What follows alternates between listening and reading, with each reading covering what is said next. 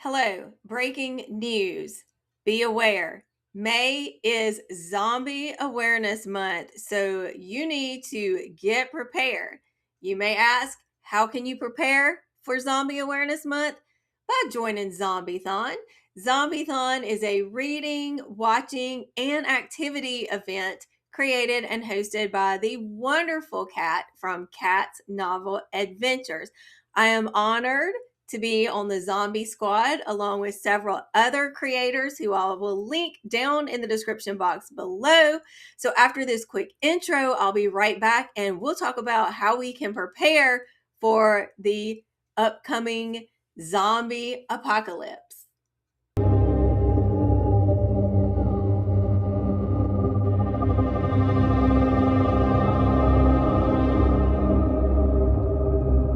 Welcome to Literary Love 123.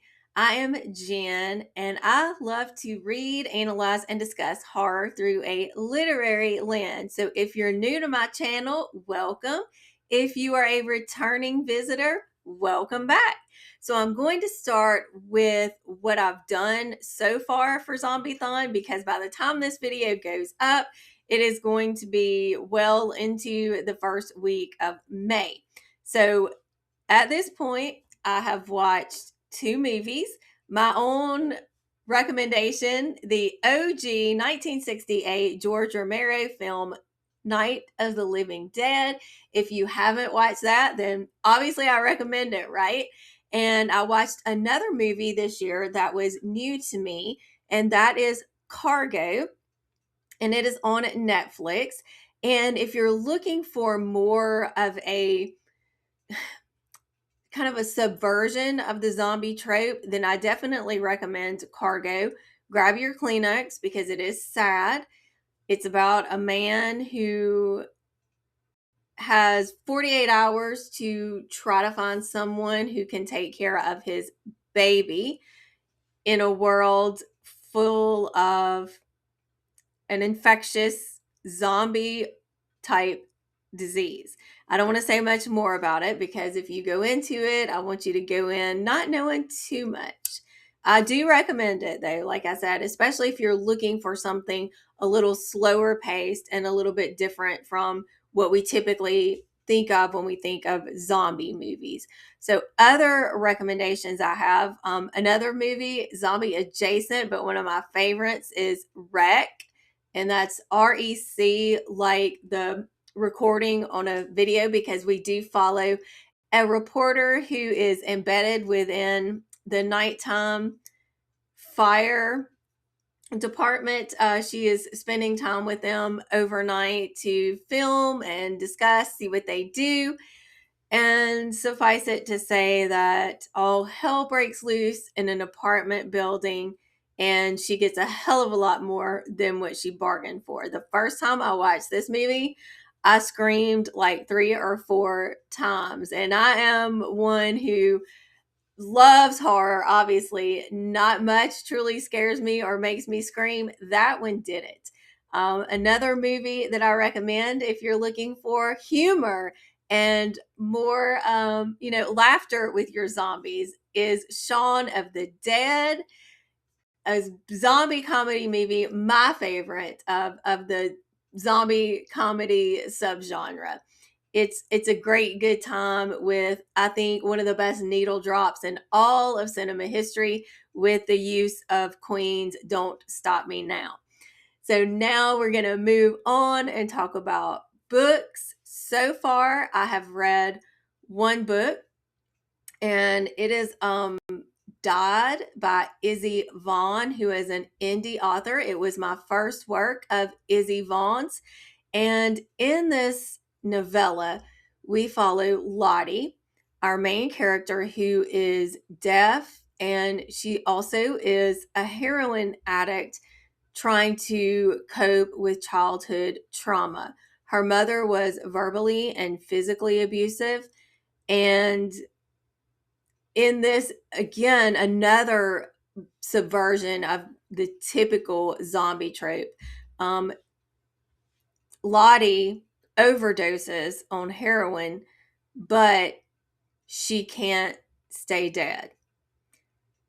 Other people around her have become zombies, but Lottie and a couple of others are a particular type of zombie who cannot die or re-die, however you want to say that. So once this happens to Lottie, not only is she not able to die, but she's also not able to get high or drunk again. So she is at this time left to confront her trauma without anything to lessen that for her or any way to escape that trauma. It's heavy, obviously, as you can tell from the premise, but I really enjoyed this book. It is challenging because you do have the body horror, but to me, the most impactful part of the novella was trauma and how that devastates us, especially those of us who have dealt with childhood trauma. So if you can handle that, I do recommend it. So now I'm going to talk about my plans for the upcoming rest of May. There are more movies that I want to watch. I am going to watch some of the host recs, which I will leave also in the description box a link to Kat's Zombiethon Discord. That way you can get all the information and you can see all the other host recs. So I don't know exactly which movies I'm going to watch next. I'm going to go through the host recs, go through some of my classic favorite zombie movies that I like to watch, and then find some new to me. So I want to switch now and talk about books. So one of the other books I'm going to be reading from is Zombies, Zombies, Zombies. And it is the most complete collection of zombie stories ever published, or so it says. And I read a few stories from it last year. Let me get the title so I don't forget to, make sure I get it right. So last year I read Eat Me by Robert McCammon, and it had a very different take also on zombies. It's kind of a zombie romance, if you will, and I enjoyed it. I also read one of the stories in here from H.P. Lovecraft. There are a couple from H.P. Lovecraft, and let me see which one I read. I think I remember the name of it, but I don't want to get it wrong. The Outsider. And I liked it too. So those were the two I read last year. So this year I'm going to mood read again. And the first story that piques my interest is from Lisa Tuttle. And it is titled Treading the Maze. So I haven't read from Lisa Tuttle before, but I have heard a lot of fellow horror readers recommend her work. So that's the first one I want to try. Some of the other titles that pique my interest are from Guy de Maupassant. The title is Was It a Dream? And then Yvonne Navarro, Feeding the Dead Inside. So I'm sure I will get to several more stories, but those are the ones that I want to read next. The other book I want to talk about that I'll be reading more from this year is Zombie Theory, a Reader, and this is edited by Sarah Juliet Lauro. So these are essays about zombies in fiction and what that represents for us as a culture and a society, and different ways to analyze the use of zombies in literature and media. So the essay I left off on last year, I didn't finish. It is from Fred Botting, and it is titled Zombie London. So I will probably have to go back and start at the beginning of that one again because I didn't finish it last year and I don't remember what it said. And I'll probably just mood read in this one too. I've learned with certain texts like this that I don't do well if I try to read it all through in one sitting. So I like breaking it up from year to year every May. And then I'll like mood reading the particular essays that really speak to me. So another essay that I know I want to make sure to read this time is Taking Back the Night of the Living Dead, George Romero, Feminism and Horror Film by Barry Keith Grant, Dead and Live or Dead and Live Life, Zombie, Queers and Online Sociality, Trouble with Zombies, Musulmaner, Bear Life, and Displaced People by John Stratton, and Spooks of Biopower, the uncanny carnivalesque of zombie walks. That's fascinating to me. If it sounds like in this essay, someone's going to really dive deeply into the analyzation of how zombies walk and why they walk the way that they do, and how that's carnivalesque. I'm excited. Then finally, I want to close out with some of the books I've read for previous Zombiethons that I recommend. This is the first in a series, and this is My Life as a White Trash Zombie by Diana Rowland. First of all, look at this cover. I mean, you really can't go wrong with that. So I'm just going to read the synopsis really quickly because even though I read it, I need to get a little guidance on explaining it. You know how it is.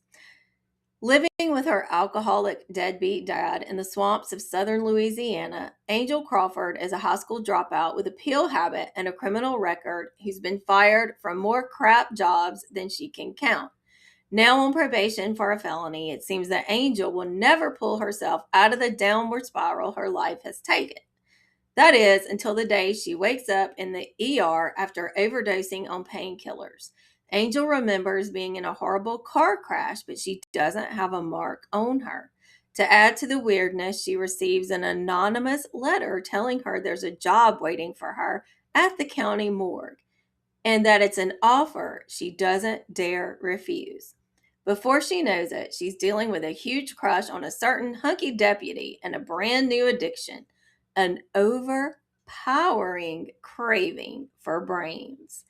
Plus, her morgue is filling up with the victims of a serial killer who decapitates his prey just when she's hungriest. Angel's going to have to grow up fast if she wants to keep this job and stay in one piece. Because if she doesn't, she's dead meat. Literally. So again, this goes in a different direction than what we would typically expect for zombies. And keeping that same flow going, I want to also recommend The Reapers Are the Angels by Alden Bell. So I'm going to read the synopsis again for this one because you can see I've read it. That doesn't necessarily, mean that I can remember exactly what it's about. I know I loved it. God is a slick God. Temple knows. She knows because of all the crackerjack miracles still to be seen on this ruined globe. For 25 years, civilization has survived in meager enclaves, guarded against a plague of the dead. A young woman named Temple wanders this blighted landscape, keeping to herself and keeping her demons inside her heart. She can't remember a time before the zombies, but she does remember an old man who took her in and the younger brother she cared for until the tragedy that set her off on her personal journey toward redemption. Moving back and forth between the insulated remnants of society and the brutal frontier beyond, Temple must decide where ultimately to make a home and find the salvation she seeks. This story made me cry a few times. I do remember that. And then lastly, I want to recommend Zombies, A Record of the Year of Infection. So this is captioned with field notes by Dr. Robert Twombly. It is actually, however, written. I'm trying to see who it's written by.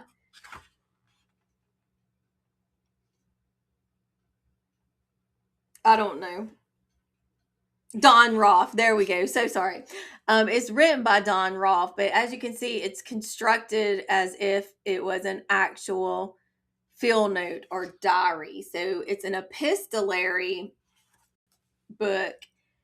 And so you have pictures and then you have these actual field notes. And this one for me was a lot of fun just to show you some of these illustrations. Very gory, but beautiful at the same time. It answers or asks questions that I think commonly get asked when you're watching zombie movies, such as, do the undead retain behavioral traces of their former habits? Just a few other pictures too that I want to show. And this is a section where he's outlining like the post-mortem physical symptoms. He describes the way their eyes look, the nose, the mouth, the chest, all of that. So it was a really quick read, but also very fun. So I do recommend it.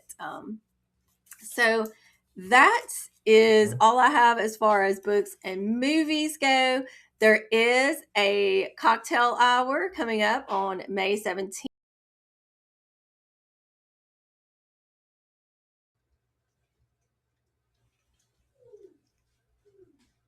Shh. I'm back now.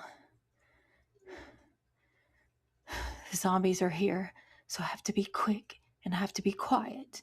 If I make it, I'll join you on Cat's channel, May 17th, Zombiethon, the happy hour. Meanwhile, be sure to check out the Discord so you don't miss any watch parties. They're getting closer. I've got to go. See you later. Maybe. Bye.